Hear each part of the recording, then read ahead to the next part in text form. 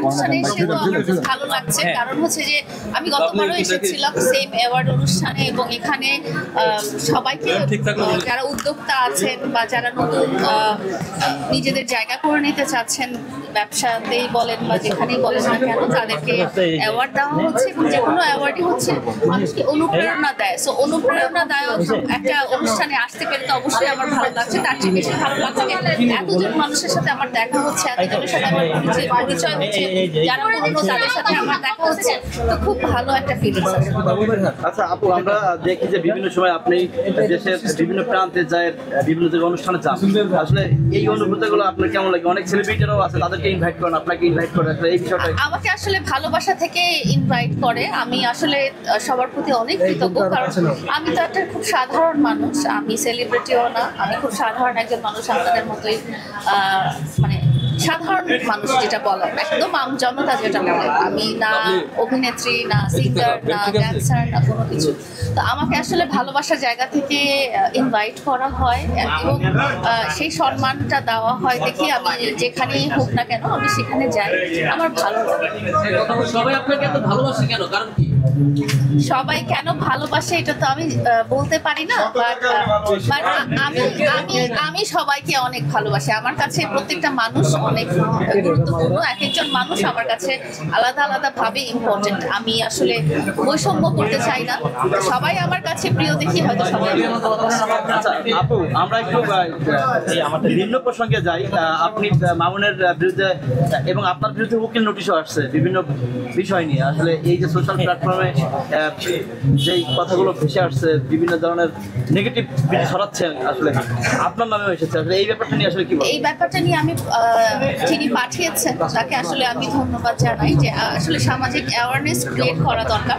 আপনারা যদি কেউ আমার কোনো পেজ বা আইডি বা আমার ইউটিউব চ্যানেল কোথাও যদি যান, আপনারা কখনোই দেখতে পারবেন না আমি একটা অশালীন কথা বলেছি, বা একটা চিৎকার করেছি, বা একটা রুড ভাষায় কথা বলেছি, বা অশালীন কোনো ধরনের ভিডিও আপলোড দিচ্ছি।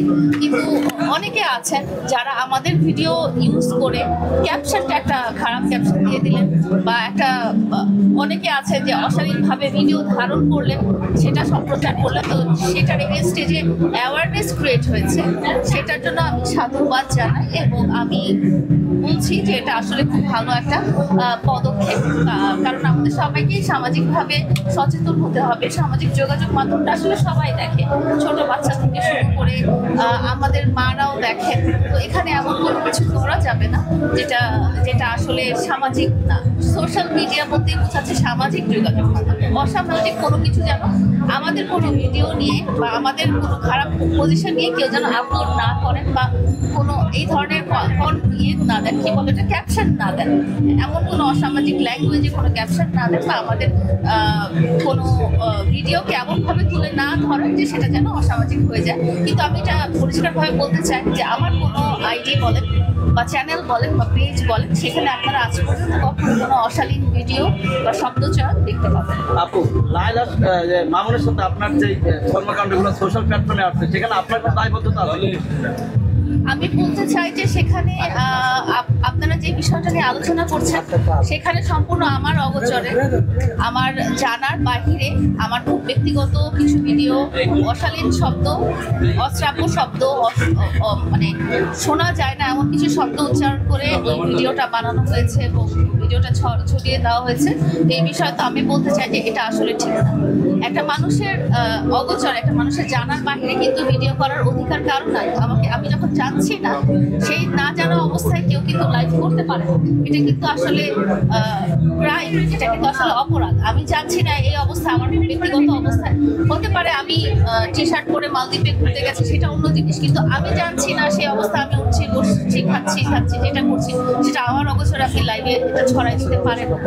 আমার মনে হয় এটা একটা অপরাধ। আপনার বিষয়টা এটা দেশের জনগণ বা জাতি এটা বলছে যে সামাজিক অবক্ষয়, আপনারা সামাজিক অবক্ষয় ছড়াচ্ছেন।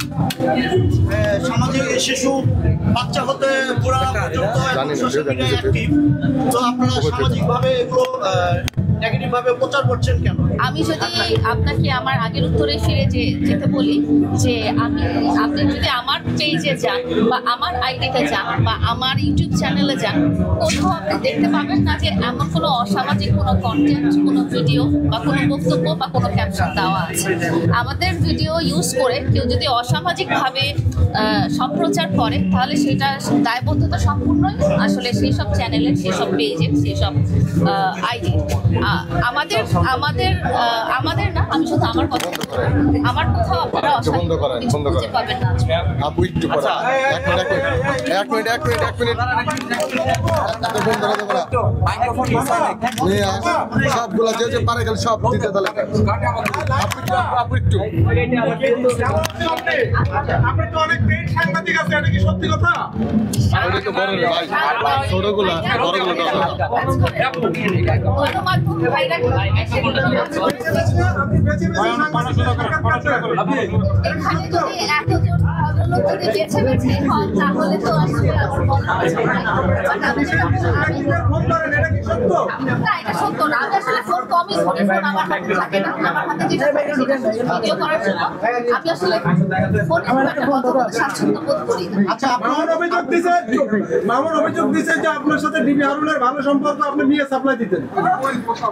যে কোনো মানুষ যে কোনো কথাই বলতে পারে, সেটার প্রমাণ সহ যদি অপরাধমূলক কোনো কার্যক্রম হয়ে থাকে প্রমাণ সহ সে আইনে সহায়তা দিবে।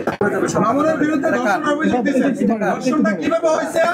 বিয়ে বহির্ভূত ধর্ষণ নাকি বিয়ের পর? আপনি তো এর আগে লিভ টুগেদার থাকছেন, অনেক আলোচনা আছে, অনেক প্রশ্ন করছেন। প্রথম কথা হচ্ছে আইনের ব্যাপার তো আইনের গতিতেই চলবে। এটা নিয়ে তো আসলে আমার নতুন করে বলার কিছু নাই। এই স্টেটমেন্ট আসলে যখন অভিযোগ দেওয়া হয়েছে তখনই করা হয়েছিল। তো আপনারা অভিযোগটা দেখে নিবেন। আর আপনি যে ব্যক্তিটার কথা আপনি বলছেন সেই ব্যক্তিটার ব্যাপারে আমি আর কোনো কিছুই বলতে চাই না। যেহেতু আমি বলবো যে আমি তাকে চিনি না। আচ্ছা, আপনি বলেছেন তার মানে বলো আপনারা মামুনের যে কাবিনটা দেখাইছেন, অবশ্যই এটা ঠিক আছে। এত কিছুর পর যদি মামুন আবার আপনাকে চায়, যাবেন? আমি মামুন নামের কাউকে চিনি না। এটা তো এর আগেও কয়েক হাজারবার বলছেন, তারপরও গেছে। আবারও বলছি যে আমি এই নামের কাউকে চিনি না এবং এই নামের কারো সাথে আমার কোনো ধরনের লেনদেন বা সম্পর্ক নাই। আপনার বিরুদ্ধে যারা ধরেন অনেক ফেসবুক কন্টেন্ট ক্রিয়েটর, ইউটিউবাররা নিউজ করে, তাদেরকে আপনি খেয়ে দেন যদি আপনার বিরুদ্ধে নিউজ হয়, সত্য? এটা তাদেরকে প্রমাণ করতে হবে, খেয়ে দিতে হবে। আবার এখন কোনো সিস্টেম নাই পেয়েছি। আপনার পিছনে নাকি অনেক বড় হাত আছে, যে সিন্ডিকেট আছে, হ্যাকার গ্রুপ আপনি পালেন, এই যে বলা হয়েছে যে আমি বললাম আমি খুব সাধারণ মানুষ, আমি সামাজিক যোগাযোগ মাধ্যম বলেন তো মিডিয়া বলেন সবখানে আমি সাধারণ একটা লোক। এখানে কোনো সিন্ডিকেটের কোনো ব্যাপার নেই। আমি সবার মতোই যে আছে না যে খাওয়া দাওয়া করি, পার্কে হাঁটতে যাই, কাজে যাই, এরকম আমি না আপনি একটা গ্রুপের অ্যাডমিন, আপনি সেই গ্রুপ থেকে আপনি হুট করে কাউকে রিমুভ দেওয়ার কেন বা গ্রুপে অ্যাড করেন কেন বা রিমুভ করেন কেন? আসলে যেটা হয়েছে যে আমার যদি কোনো থাকে সেটা আমার আপনার যেখানে কাজে অ্যাড করবো তাকে করবো সেটা আসলে ব্যক্তিগত। তাহলে আপনি গ্রুপ খুললে আপনি অ্যাড করেন কেন? অ্যাড করার উদ্দেশ্যটা কি? ব্যক্তিগত ব্যাপার। তাহলে রিমুভ করেন কেন? রিমুভ করার কাজ হলে তো রিমুভ হবে। কি কাজ করেছেন? সেটা তো আমি বলতে পারবো না। সেটা হচ্ছে ব্যক্তিগত। আপনার স্টেটমেন্ট হতো তাহলে আমি বলতে পারবো। আপনার স্টেটমেন্ট আমার কাছে আছে। আপনি মামুনকে সন্তানের মতো লালন পালন করেছেন এবং মামুনের প্রতি আপনি আবার ধর্ষণের অভিযোগ এনেছেন, স্বামীর অধিকার প্রয়োগ করেছেন কেন? আপনি আপনার স্টেটমেন্ট আমি শোনাবো, আপনার স্টেটমেন্ট আমার কাছে আছে। শোনার মতো কিছু নাই, এটা আমি শুনেছি আপনারা সব যখন ছড়িয়ে দিয়েছেন। এখন কেউ যদি অপরাধ করে, আমার সন্তান যদি অপরাধ করে, আমার সন্তান যদি এমন কিছু কাজ করে যেটা সামাজিক অবক্ষয়ের কারণ হয়ে দাঁড়ায়, তাহলে তো আমি অবশ্যই আশ্রয় দেবো যদি আমি তাকে ঠিক করতে না পারি। সন্তানের প্রতি তাহলে মা কিভাবে ধর্ষণের অভিযোগ আনে? এমন সন্তানের মতো মানে বলতে বোঝানো হয়েছে সন্তানকে যেভাবে আগের আদর করেছে সেভাবে সন্তানের মতো মানে সন্তানকে আপনি মামুনকে ভালোবাসেন এই কথাটা এমনকি মামুনকে পাওয়ার জন্য এত কিছু আমরা সমস্ত কিছু শুধুমাত্র মামুনকে পাওয়ার জন্য। আচ্ছা, একটা ব্যক্তি মানুষ হিসাবে ভালোবাসার মানুষের ভালো চাওয়াটাই হলো একটা ব্যক্তি মানুষের মনুষ্যত্ব পরিচয় দেওয়া বা ভালো নিজেকে পরিচয় দেওয়া। সেখানে আপনি মামুনকে ভালোবেসে তাকে মামলা হামলা দিয়ে তাকে যেখানে কারাগারে পাঠাচ্ছেন, এই বিষয়টা আপনি কেমন ভাবে দেখছেন? আমি বলতে চাই একটা মানুষ অপরাধ করতে পারে, অপরাধ একবার হতে পারে, তিনবার হতে পারে, তখন আপনারা সেটা ভুল বলতে পারেন। কিন্তু সেটা যখন বারবার হয়ে আসে, সেটা যখন শুধরানোর মতো তার কোনো দায়িত্ব থাকে না, বা সেইটা একজন না, সেটা সে আরো অনেকজনের সাথে করে থাকে, তাহলে সেটা অপরাধ। সেটা থামানোর জন্য আইনের আশ্রয় নেওয়া দরকার। এবং বাংলাদেশের আইন এভাবে ক্রিয়েট করা হয়েছে, বানানো হয়েছে, এটা আমি আসছে যে অপরাধীকে সংশোধন করার জন্য তাদের নিয়ম আছে, আইন প্রণয়নের ব্যবস্থা আছে। আচ্ছা, মামুন আপনার আমি যদি একটা ব্যক্তিগত প্রশ্ন করে ফেলি, মামুন আপনার গায়ে হাত তুলেছে, আপনি সেটাকে অসম্মান না কিভাবে দেন? দুইটা মামলার দুইটা আলাদা অভিযোগ আছে, আপনারা আগে তো দেখেছেন, তো আপনারা চুপ করে নেবেন। দুইটা মামলার দুইটা আলাদা অভিযোগ। আচ্ছা, আপনাদের এই ধরনের সামাজিক অপরাধ কতদিন থাকবে সোশ্যাল মিডিয়াতে? একটা কথা হচ্ছে যে অপরাধের ব্যাপারে কথা বলা বা অপরাধের এগেনস্টে স্টেপ নেওয়া হচ্ছে সামাজিক অবক্ষয়। যে অপরাধ করেছে সে সামাজিক অবক্ষয় করতে পারে, ভিকটিম তো সামাজিক অবক্ষয় করতে পারে না। আমি এখানে ভিকটিম, আপনারা আমার দিকে আঘাত করতে পারেন। যে অপরাধ করেছে তার দিকে আপনারা আঘাত করতে পারেন। মামুনকে বের হও, এর মধ্যে কাউকে প্রশ্ন করে থাকি। আরেকটা বিষয় হচ্ছে শুরু করছে এইগুলো থেকে, এখন যে যারা আছে তারা আপনাদের কাছ থেকে কি শিখবে? আপনারা যে আপু আপনাকে আগে পাবেই নাই, জি আপনাকে আগে পরে হচ্ছে আপনি বলতেছেন কাবিন করেছেন, কাবিন হচ্ছে মামুন এসে বলতেছে যে আপনার হচ্ছে অনেক লবিং আছে, যার কারণে হচ্ছে মামুন হচ্ছে বাসায় আটকে হচ্ছে আপনার ওকে জ্বালাচ্ছেন, চালিয়ে কাজ করাচ্ছেন, মামুন বারবার প্রশ্ন দিচ্ছেন, আপনি দায়িত্ব দিচ্ছেন না, তাহলে হচ্ছে এই রং তামাশা কতদিন চলবে? প্রথমত আপনাকে যেটা বলেছি যে আপনি যদি কখনো আমার আইডি বা কোথাও পেজ বা কোথাও যে দেখেন যে আমি এই ধরনের কোনো অভিযোগ তুলেছি, তাহলে আপনি বলতে পারেন। এই কথাটা আসলে গণমাধ্যমে যারা আমাদেরকে নিয়ে নিউজ করে, আপনারা যদি আমাদেরকে নিয়ে সব কথাবার্তা বলা বন্ধ করে দেন, তাহলে এগুলো আসবে না। আর আমরা সামাজিক যোগাযোগ মাধ্যমে কেন আসি? বিনোদন দেওয়ার জন্য আসি বা নিজেরা বিনোদন পাওয়ার জন্য আসি। আপনারা যদি এই ধরনের উস্কানি কথাগুলো যদি আমাদের কাছ থেকে না বের করেন, তাহলে তো আমরা বলি না, আমি তো নিজে দেখে কাউকে বলছি না। আপনি যদি দেখেন রিসেন্ট ঘটনার যে একটা হলো যে আমার অভিযোগে আমাকে নিয়ে লাইভ করা হলো আমার ব্যক্তিগত মুভমেন্টে, সেটার পরে কিন্তু আমি ইন্টারভিউ দিতেই চাইনি এবং পুরো 1.5 দিন আমি কারোর সাথে কোনো কথাই বলতে চাইনি। এটা আপনারা বারে বারে আমাদের সাথে যোগাযোগ করেছেন যে কেন বলেছেন, আপনারা যদি আমাদেরকে সমস্যা না করেন তাহলে তো চার্জ করাই না। তাহলে ব্যক্তিগত ব্যাপারগুলো, যদি ব্যক্তিগত ব্যাপারগুলো আইনের ব্যাপার হয়ে থাকে সেটা আইন হ্যান্ডেল করবে, বা পারিবারিক ব্যাপার হয়ে থাকে সেটা পরিবার হ্যান্ডেল করবে। আপনারা এটা দয়া করে সম্প্রচার করবেন না, তাহলে এটা প্রচারিত হবে। কিছুদিন আগে আপনি একটা সাক্ষাৎকারে বলেছেন যে মামুন টোকাই, সে যদি টোকাই হয় তাহলে তার সাথে এতদিন থাকবে না। মামুন বলেছে যে আমার কাজ শেষ, এখন আমি নিতে পারি না, তার জন্য আমাকে টোকাই করছে।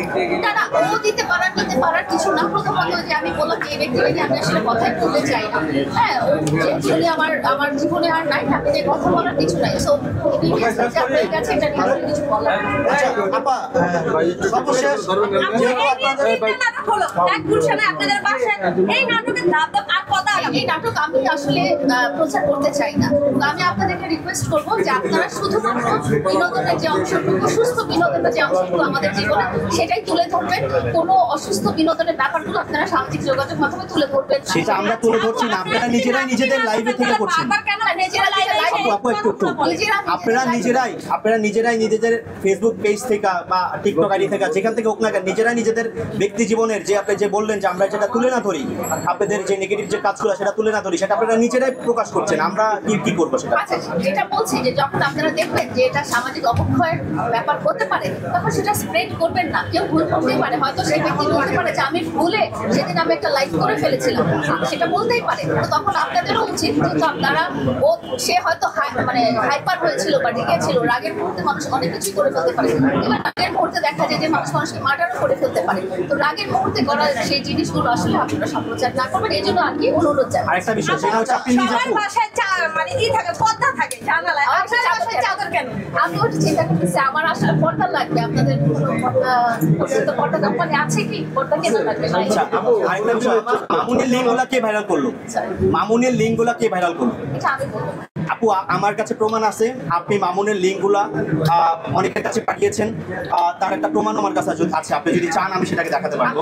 আপনার প্রমাণের আগে আমি বলি যে ওই সময় যে কিছু ছবিগুলো ভাইরাল হয়েছে সামাজিক যোগাযোগ মাধ্যমে, সেগুলো আসলে আমার কাছে কোনো ম্যাটারই করে না।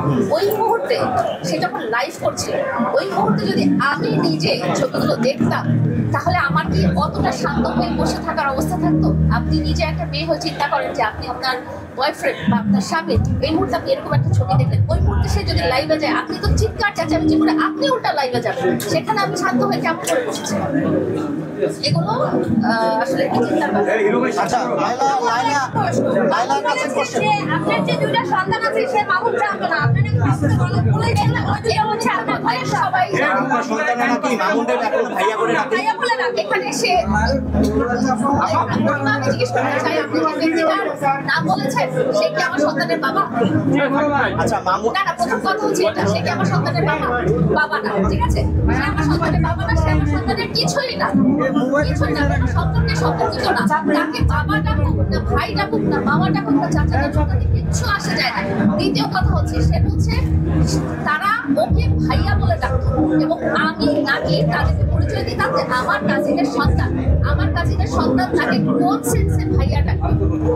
তাহলে তো আমি পরিচয় দিতাম হচ্ছে আমার কাজিন।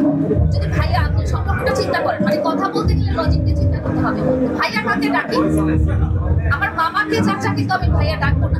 সে যদি আমার কাজিনের মানে আমার বোনের সন্তান হয় তাহলে তো তাকে মামা ডাকা উচিত, ভাইয়া কোন লজিকে ডাকবে?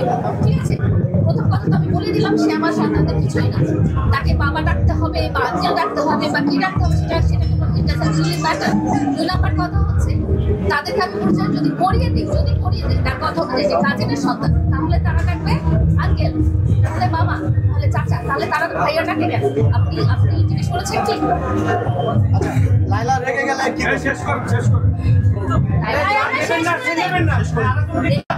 রেগে গেলে খুব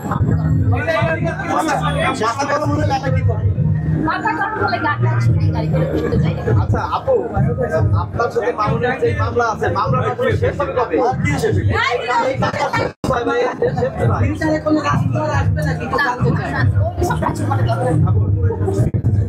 আপনি মামলার সাথে যে মামলাটা আছে সেই মামলা শেষ হবে কবে?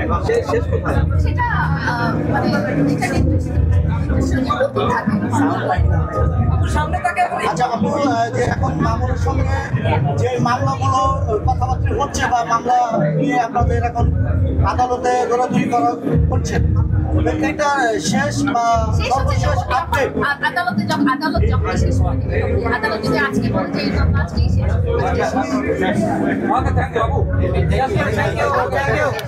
না শেষ হালকা একটু টিস্যু দিয়ে করেন, ঠিক আছে। Thank you.